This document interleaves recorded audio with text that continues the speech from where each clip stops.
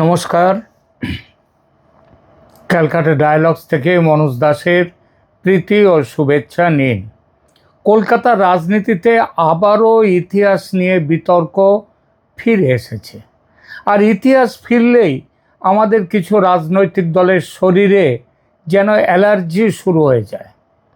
কলকাতার সোহরাওয়ার্দী অ্যাভিনিউয়ের নাম বদলে হয়েছে গোপাল মুখার্জি সরণি।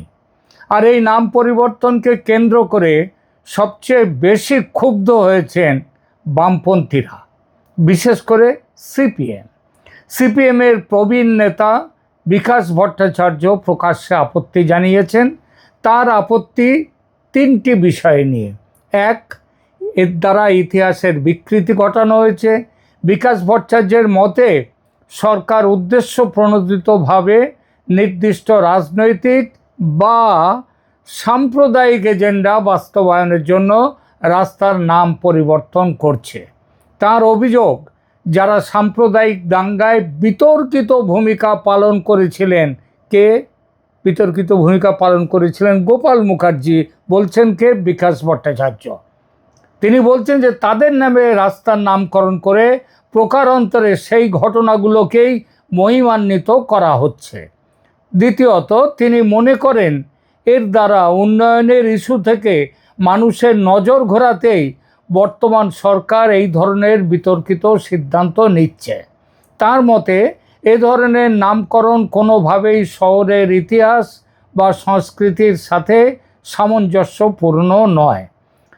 তৃতীয়ত, বিকাশ ভট্টাচার্য জোর দিয়ে বলেছেন যে কলকাতার রাস্তার নাম হওয়া উচিত এমন ব্যক্তিদের নামে যারা বাংলার সংস্কৃতি, সমাজ সংস্কার, শিক্ষা বা বিজ্ঞান চর্চায় অসামান্য অবদান রেখেছেন।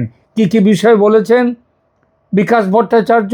আরেকবার বলছি, যারা বাংলার সংস্কৃতি, সমাজ সংস্কার, শিক্ষা বা বিজ্ঞান চর্চায় অসামান্য অবদান রেখেছেন, তাদের নাম থাকবে। কোনো বিতর্কিত চরিত্রের নামে নাম রাখা মানে শহরের ঐতিহ্যকে অস্বীকার করা, অসম্মান করা।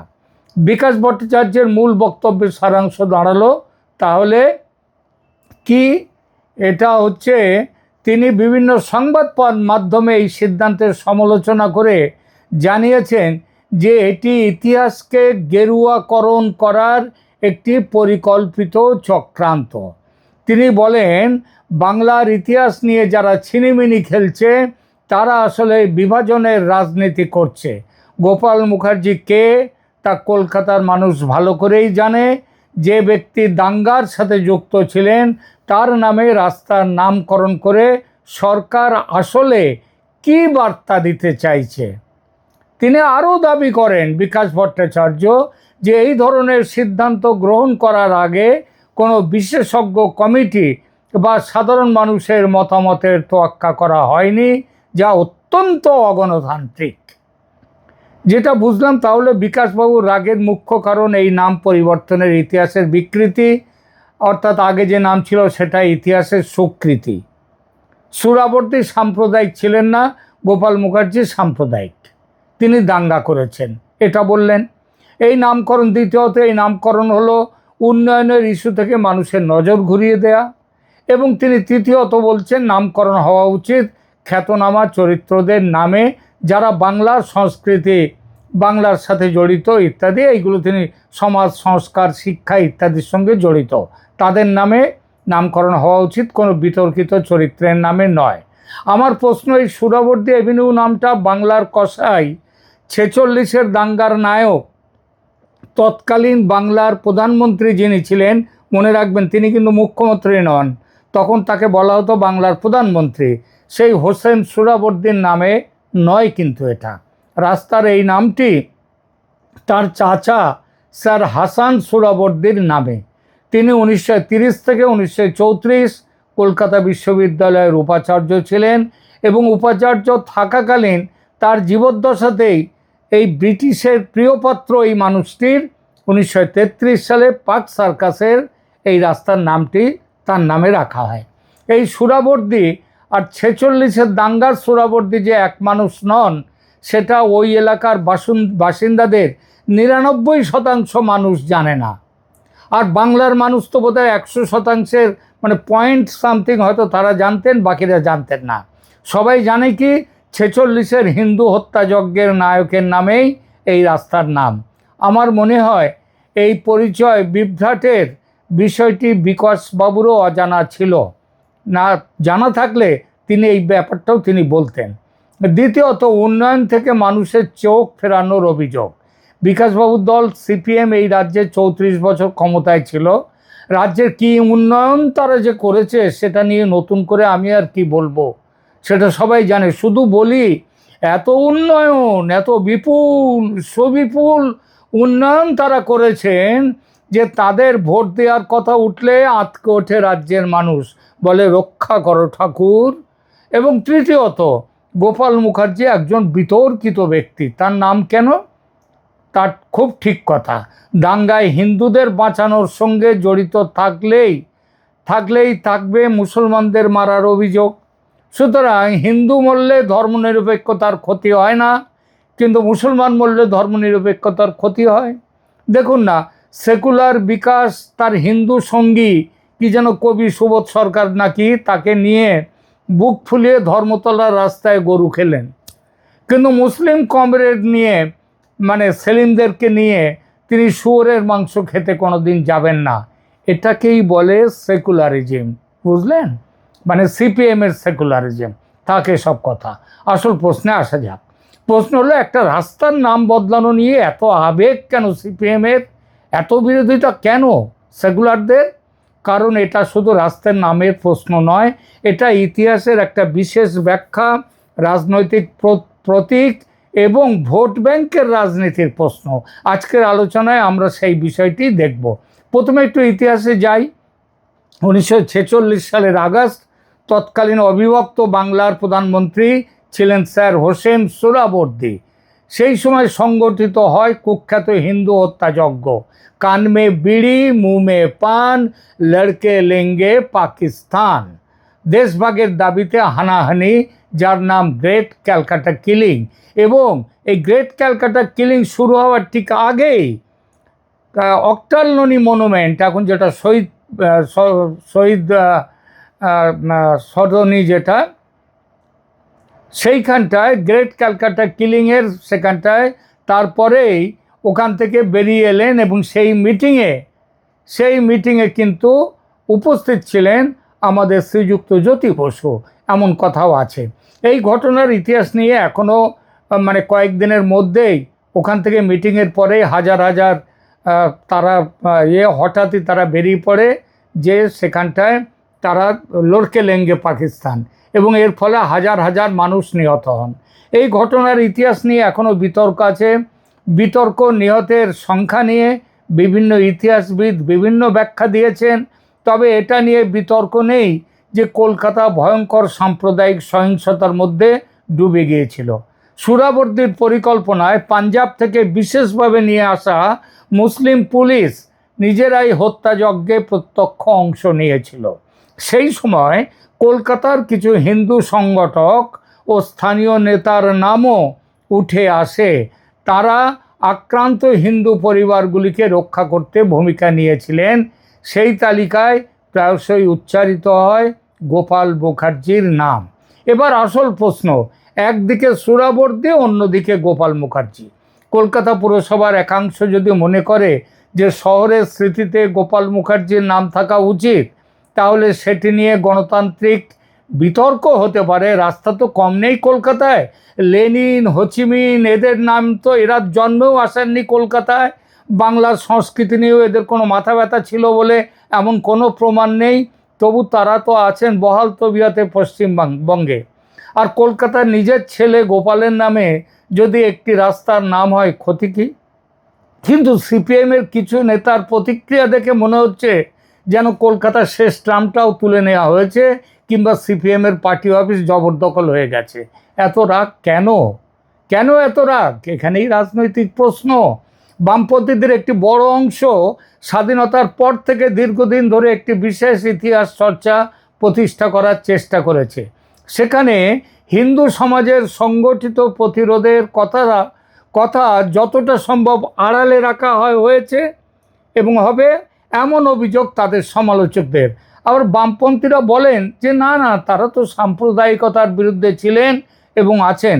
সাম্প্রদায়িকতার অর্থ তাদের কাছে হচ্ছে হিন্দুকে ভোলো, মুসলমানকে তোলো, কারণ ভোট ব্যাংক আছে, রাজনীতি আছে। এই জন্যই শহীদ মিনারে ওই গ্রেট ক্যালকাটা কিলিংয়ের আগে সেখানে গিয়েছিলেন আমাদের জ্যোতি বসু। এই অভিযোগ, দুই পক্ষের বক্তব্য আলাদা, কিন্তু সাধারণ মানুষ একটি বিষয় লক্ষ্য করেন, কোনো মুসলিম ঐতিহাসিক ব্যক্তিত্বের নাম নিয়ে প্রশ্ন উঠলে বামপন্থীরা অমনি রে রে করে তেড়ে আসেন। দেখুন না, ইতিহাস বই থেকে মোগলদের চ্যাপ্টার কম করে চোল রাজাদের ইতিহাস একটু বেশি করা হয়েছে, সিরাজদৌল্লা কমিয়ে শশাঙ্ককে আনা হয়েছে। তাতে কিরাগ সব যেন উচ্ছন্নে চলে গেল, ইতিহাসের গেরুয়াকরণ। কোনো হিন্দু ঐতিহাসিক ব্যক্তিত্বকে ওপরে তুলতে গেলে বিতর্ক বলে বিতর্ক। আবার আওরঙ্গজেব, টিপু সুলতানরা দেদার মন্দির ভেঙেছেন, কলমা পড়িয়ে মুসলমান করেছেন, তবু সে কথা বলা যাবে না, চেপে রাখতে হবে, কারণ রে রে করে উঠবেন তার তেনারা। যা বলছে ঠিক কিনা তা দর্শকরা বিচার করবেন।